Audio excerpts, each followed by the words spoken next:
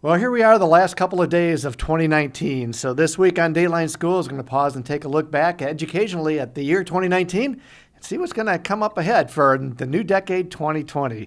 To tell us all about it, my special guest all this week is the superintendent here at St. Clair County RESA, Dr. Kevin Miller. And Dr. Miller, is it just me or is it time flying by as we get older? When you talk about the last few days of 2019, I'm like, what? Where did not only 2019 go, but where did 2000 to 2019 go? Yeah, exactly. We're about on 2020 here. But no, and I think as we get older, Terry, and I'm embarking on one of those key birthdays coming up. I won't tell you which one, but it always seems to go faster and faster as the years go along. So as we pause this week just to kind of look back at 2019, was this a pretty good year for education here in St. Clair County? Yeah, I think overall, I really credit our local districts. They're financially solid. All of them.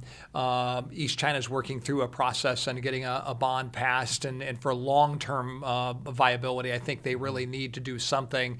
But they've done a great job managing their budget in the interim, and all of our other districts have become a little bit more fiscally strong.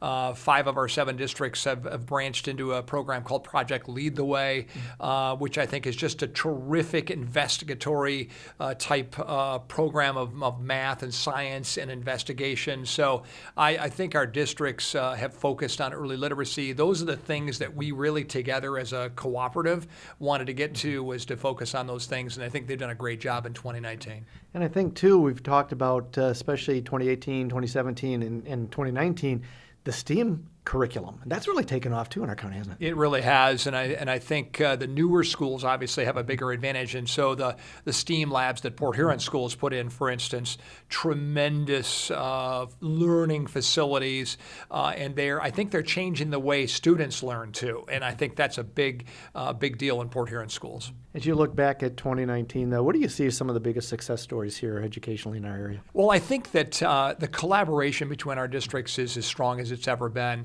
I think that curriculum-wise, I think the districts are really striving for improvement every year. And we had a blue ribbon school in Yale. We had statewide award winners in a couple of districts in both administrator and teacher levels.